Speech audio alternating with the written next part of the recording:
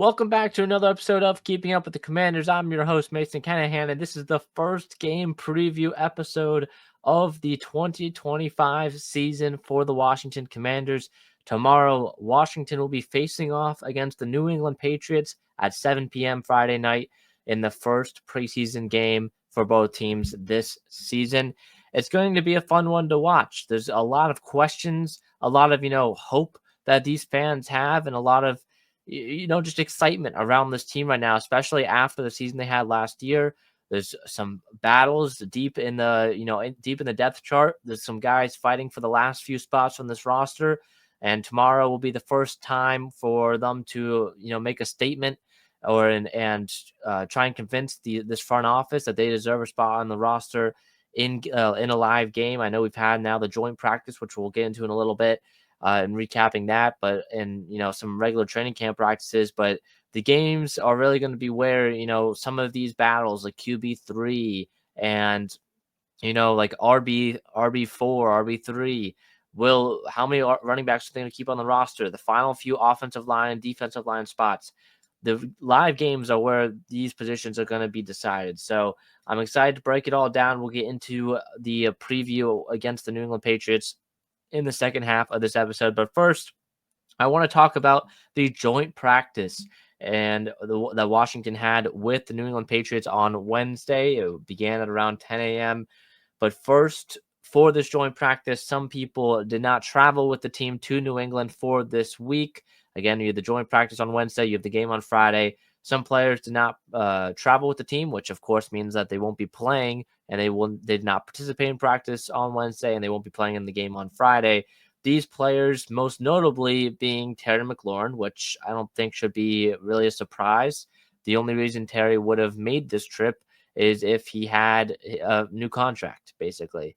It's kind of weird, bringing him up without a contract. You're kind of giving New England a chance, talk with Terry a little bit, and his agent as well would probably come up. So there's no reason for Terry to go on a trip like this, especially without a contract. And yes, it's unfortunate that Terry, of course, is not with the team currently, and he's still currently in the DMV area without a long-term extension. But it's kind of just how these things go. So yes, it's a big story, Terry McLaurin not making the trip to New England, but it's also expected because he does not have a long-term contract in place. Among the other names, we have Jordan McGee, Javonte Jean-Baptiste, Marcus Mariota, Noah Brown, Brandon Coleman, and I believe I'm missing one more. I'm going to bring it up right now, but there were 7 total for Washington that did not make this trip to New England. So it was McLaurin, McGee, Jean-Baptiste, Mariota, Brown, McGee, and Cosme. So Cosme, of course, not making the trip because he's on the PUP list. Same you can say with Terry as well, even though we don't exactly know how real that ankle injury really is. But for Cosme, recovering off from that torn ACL he suffered in the Lions game last year, he wasn't going to be playing in the preseason anyways, so that one makes sense. The rest of these guys are also dealing with injury. So McGee, Jean-Baptiste, Mariota, Brown, Coleman, all of them will not be playing in Washington's first preseason game on Friday night. All of them as well are dealing with some sort of short-term injury. Now, from this list, I'll kind of go into more of an offensive preview later on in this episode, but Marcus Mariota not making the trip. I know Mariota has kind of been very limited in the 11-on-11 reps that he's been getting so far in camp. Now, of course, this team and this front office, this coaching staff, they really like to keep these injuries close to the chest because they don't like them getting out. We saw it last year with Jayden Daniels and, that bruised rib he had. No one really knew how bad of an injury it was. And Jayden, of course, he the other day in an interview, he said that, it was broken. I think it was at the Madden 26, one of the media days for that, because he was involved with one of the commercials. So he said, he had a broken rib last year and he played through it in the Bears game, and he threw that Hail Mary. But so they basically, this front office likes to keep things, close, and they got a tight knit circle over there. But Mariota was apparently dealing with an injury, so he will not be in New England for this week. We'll see a lot of Sam Hartman and Josh Johnson in this game on Friday night. Among other names, Jordan McGee is kind of a disappointing one. I really hoped to see a lot of Jordan McGee this preseason just because we didn't see a lot of him last year as he dealt with an injury for majority of last season as well. So it's a little bit of a slow start for McGee. There's a lot of, if he can come up and be a starter for Washington in 2026 at linebacker, that would be huge for them. Now, again, he was a former fourth or fifth round pick, I believe, fourth round pick or fifth round pick, I think. So again, mid to late day 3 pick, not, a ton of expectations, but I was really hoping to see more of him just because we have not really seen a lot of him on the playing field since he got drafted by Washington. Javonte Jean-Baptiste, the 7th round pick in 2024 out of Notre Dame. Last season, especially towards the end of the year, he actually got a lot of playing time for Washington, but now I would say he's definitely kind of fighting for one of those final spots on the defensive line. So this is kind of a big loss for him, not being able to participate in this first preseason game. And now, of course, with there only being 3 preseason games instead of 4, that change was made about, what was it, like 3 or 4 years ago now. But still, that's just not a lot of live game opportunities now for Jean-Baptiste. Noah Brown not making the trip is an interesting one. I think that really affects the Commanders' joint practice with the Patriots and how things kind of line up, because now you're missing your top 2 receivers, not including Debo, of course, but McLaurin and Brown. Those are 2 bigger receivers that can create separation, and it kind of moves everybody up a little bit in the back end of that depth chart. So now you'll have Debo going up against the one for the Patriots, and then you'll have Luke McCaffrey and Jalen Lane going up against the cornerback 2 and cornerback 3 for the Patriots in that joint practice and in the game if they are going to play. Brandon Coleman was the final one. Coleman is I think he suffered an injury last Thursday. I want to say last Friday or Saturday, maybe. It was last week. He suffered an injury. I think it was last Saturday. I believe it's a leg injury, I want to say, or something, lower body injury. It's short-term injury, but I wouldn't expect Coleman to play, of course, in this upcoming game because he did not make the trip to New England. Hopefully he can recover, though, and I would assume a lot of the starters are going to be playing in the Bengals game, the preseason, the week 2 preseason game against the Bengals 2 Mondays from now on Monday Night Football at home.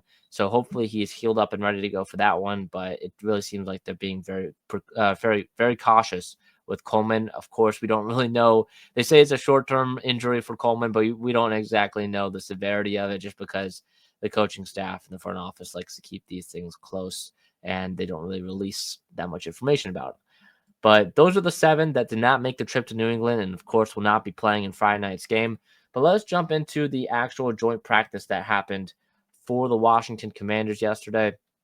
This joint practice, again, it lasted about 2 hours, regular practice. There was a lot that went on, a lot of things to learn.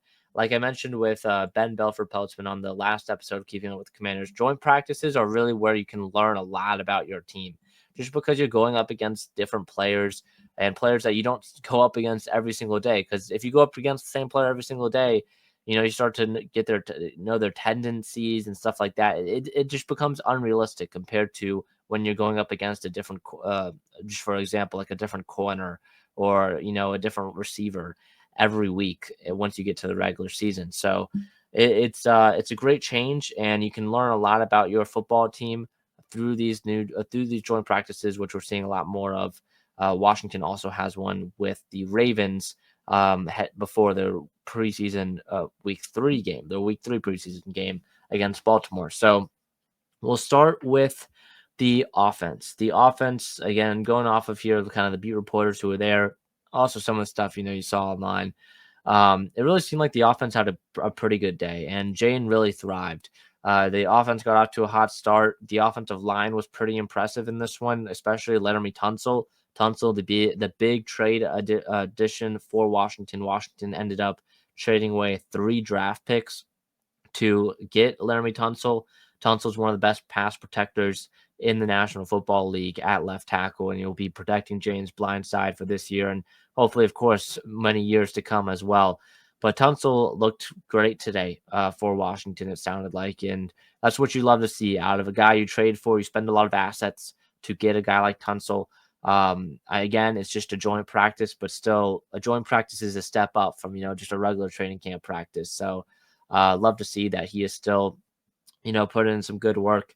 Josh Connolly, it sounded like, had a pretty good day as well, which Connolly, the reports have been like he's looked a lot like a rookie because Washington, fans have been spoiled with Jane and Mikey Sanders still, who have kind of come in and just like looked like dudes right away, which you don't usually get from a rookie.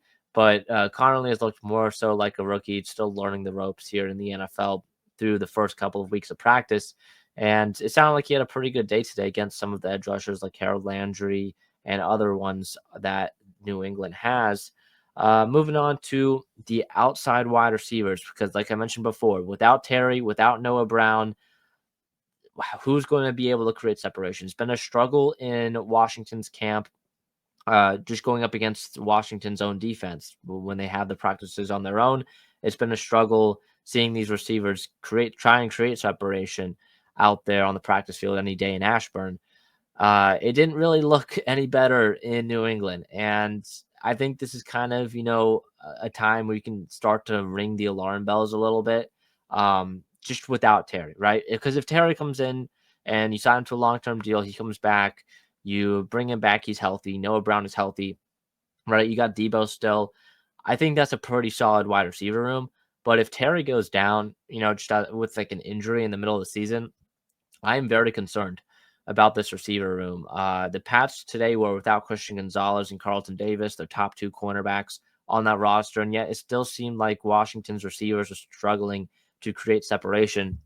Zach Ertz, though, had a pretty good day for Washington, even though the receivers kind of struggled. So Ertz still looks very reliable as a target. Last year, I think Ertz was one of the bigger surprises for Washington, as he was kind of put in that category of Washington signed a lot of these older veterans that maybe some fans have kind of checked out on. But Ertz really became a reliable target for Jane last season.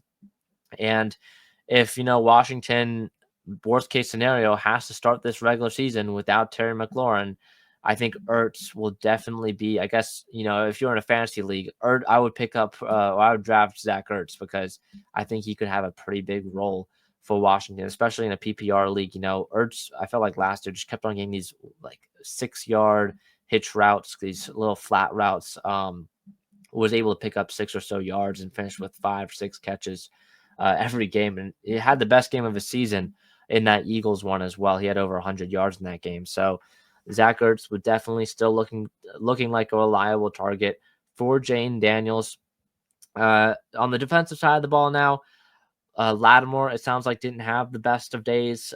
He struggled a little bit. I know there's that one video of him going up against Pop Douglas, I want to say it was, where I thought that was just a beautifully placed ball from Drake May. There's not really much Lattimore could do there. Maybe you would want to see him want to see him eye the ball better, just for when the ball arrives, because it didn't really look like he had his eyes, on the ball. There's more of his eyes on the receiver, but it was still just a very good placed ball on the back shoulder or it would be kind of like a little bit slightly behind Pop Douglas for a touchdown.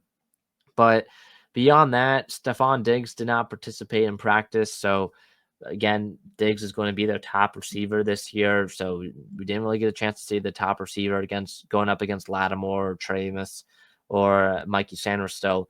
Sanders still did have an interception today off of Drake May. It was off of a tipped pass. Bobby Wagner tipped the pass on the second level. So that was a good heads up play from Mikey Sanders still.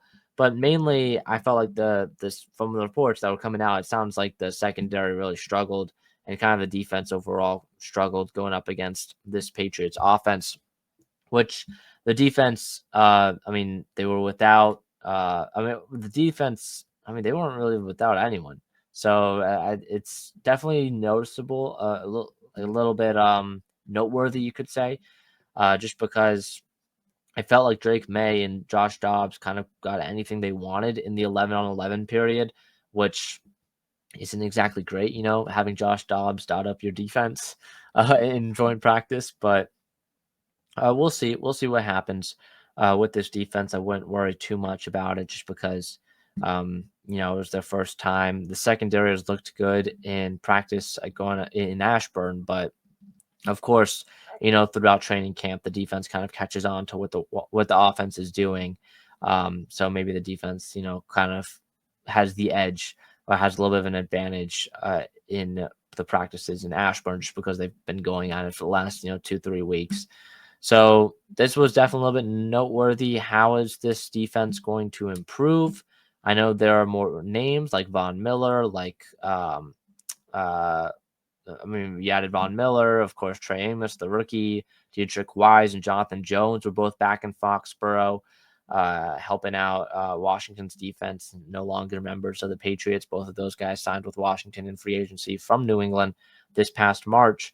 So how is this defense, going to improve with these new names? I don't think we quite saw it in the joint practice, but again, I know the Bengals will be playing a lot of their starters in that second preseason game, so that'll be a good test going up against Joe Burrow, Jamar Chase, T. Higgins, those guys in that second preseason game at Northwest Stadium. So that will probably be the biggest test for them, along with the joint practice with the Ravens in a couple of weeks as well.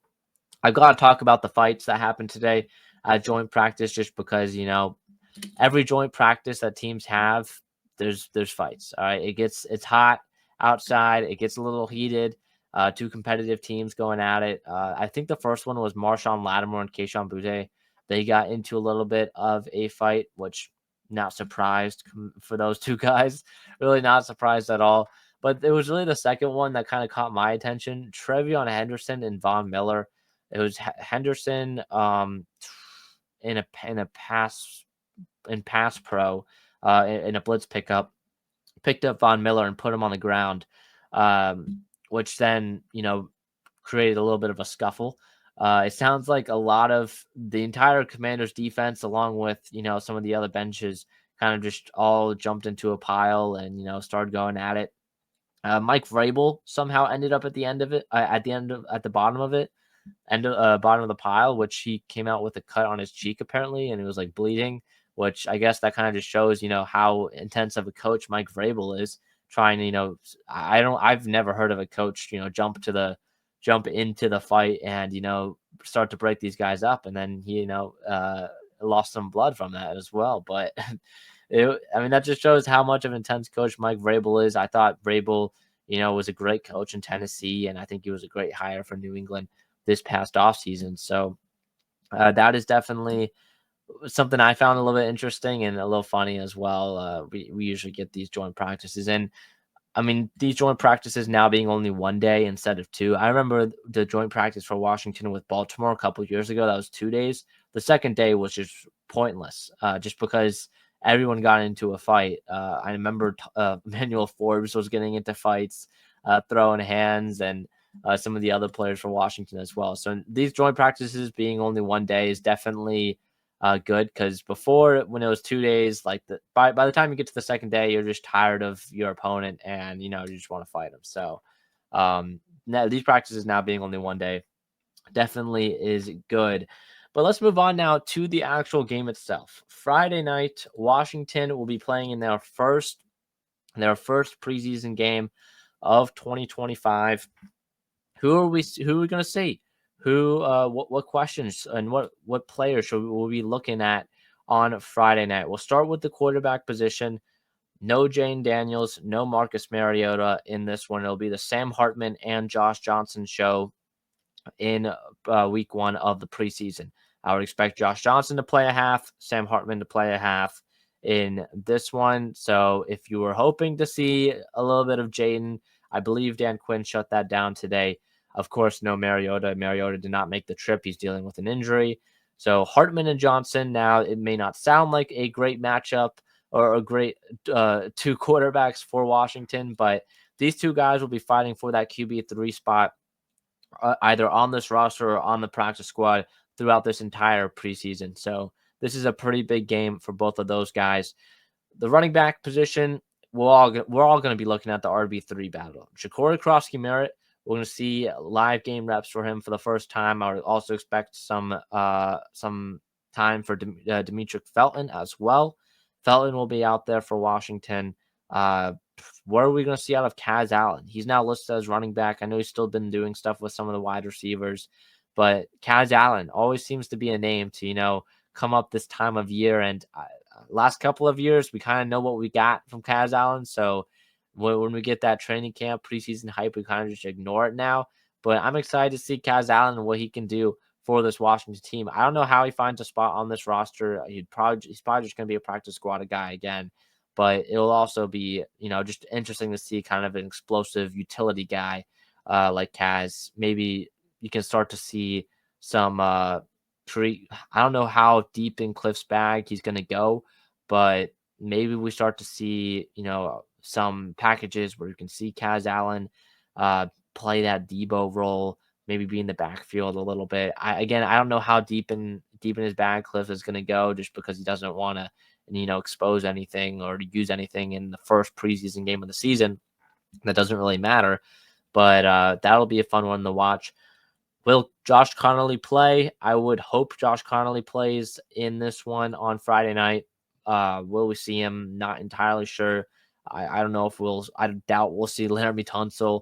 I doubt we'll see Tyler Biadasz. I think a lot of the starters on offense kind of got their runs today, including Jane and including, Brian Robinson and Austin Eckler. So I don't know if Connolly will play that much. I don't know if the starting O-line will play that much. I would highly doubt Tunsil plays at all, just because he looked great today, and he's got that. He's a veteran and he knows what he's doing. So, Connolly is really the only one on the offensive line or starting offensive line I really want to see, just because he's our first round pick and going up and having some live game reps, especially before when things actually matter. It's pretty important.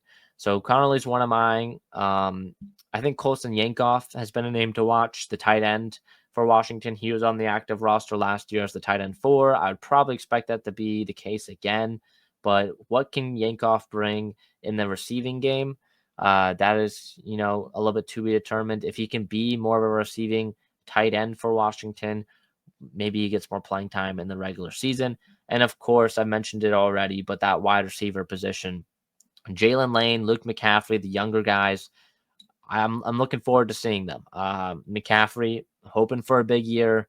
And for Jalen Lane, he's flashed so far in camp. Can he bring it to a live game reps? We'll have to wait and see. As far as some of the other veterans on this roster that'll be fighting for the last couple of spots, KJ Osborne, Michael Gallup. No, I'm forgetting one more, but those veterans will all be fighting for the last couple of spots on this roster. So kind of big for those guys as well. But beyond that, again, would not expect the starters to play in this one. I see a lot of the backups. I think Ja'Cory Krosky-Merritt will be definitely a name to watch, just because of the hype that he's gotten from the Commanders beat reporters and from reporters, around the team, and throughout the pre-draft and post-draft process as well so far. So Corey Krosky-Merritt or Bill is definitely a name to watch. Josh Connolly is a name to watch, the two rookies. And of course, Luke McCaffrey and Jalen Lane. But let's move on to the defensive side of the ball now. Defensively, there's really not many names I'm kind of looking forward to, just because I don't think Marshawn Lattimore will play. I don't think a lot of the starters will play, like Von Miller as well. Wagner, Luvu, I doubt will play in this one. But for some of the younger guys, Kane Medrano is definitely a name to watch. UCLA linebacker, the 6th round pick for Washington this past draft. Medrano's got some elite speed at linebacker. Can he do better in coverage, though? That is to be determined. So Medrano getting some live game reps, and Trey Amos, the other rookie on the defensive side of the ball, getting some live game reps will be an interesting one. One name I want to mention, though, is Tyler Owens, the undrafted rookie from 2024 out of Texas Tech. Owens made the 53-man roster last season for Washington, but mainly got, a special teams reps last year. Owens, though, I would expect to be on this team again. I think though, if he can take that next step and be a reliable backup at the safety position for Washington, that would be huge. So Owens, he's a athletic freak. He's a big hitter at safety, and he's someone that I'm definitely going to be keeping my eye on this preseason, just because if he's able to take that next step, that'd be huge for the safety depth that Washington kind of lacks right now, just because there's so much mystery for Washington. Will Harris is a free agent signing. Then beyond him, you've got Reeves and Butler, but we kind of know what both of those guys are. And then of course you've got Quan Martin and then Tyler Owens. So it's going to be a big question. One other guy I actually did not put in my rundown, but I do want to mention is Dominique Hampton. He's kind of that sub linebacker, safety linebacker hybrid. How will he be able to do in this preseason? Hampton was someone that did not get a lot of playing time last year. Also dealt with some injury. I believe he was on IR actually for a majority of last season. So, or from maybe all of last season. So he kind of redshirted last year, but we'll have to see what we have in him as well. So those guys are some younger names to watch. I'm also excited to see some of the new free agent additions on that defensive line. So Jacob Martin, Eddie Goldman, Dietrich Wise. If Wise ends up playing, I would definitely expect Martin and Goldman to play a little bit, but we'll see if Wise plays, as I would probably expect him to be one of the starters for Washington. Maybe he plays a little bit though in this one, but that'll pretty much wrap up this or today's episode of Keeping Up with the Commanders. Next podcast will be out on Saturday, recapping Friday night's game. I am going to be it's probably going to be out in midday because I'm going to be recording it Saturday morning, so it'll probably be out midday Saturday. It's kind of get a good sleep, wake up in the morning, it'll be out about lunchtime for that one, so a little bit of a later upload. That is also because, though, I do want to mention a new, job that I have accepted, and I'm excited to get started on.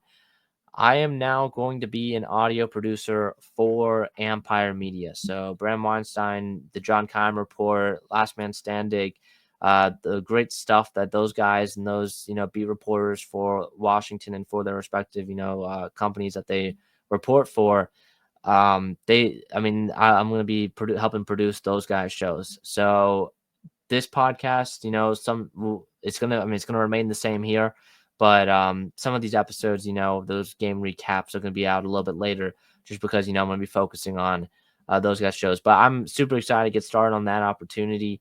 If you guys, of course, haven't heard, those guys have been doing it for a long time. But the John Keim Report, you can listen to anytime, hosted by John Keim, the beat reporter for the Commanders for ESPN, and then Last Man Standing, Ben Standig's show, who actually started a Substack, a new Substack, also called Last Man Standing, where you can subscribe there as well. So I'm excited to have that opportunity to help produce those guys' shows at Empire Media. Excited to get started there. So I'm looking forward to that. But with that being said, that's going to wrap up today's show of Keeping Up with the Commanders. I've been your host, Mason Kinnahan. See you guys in the next one. Peace.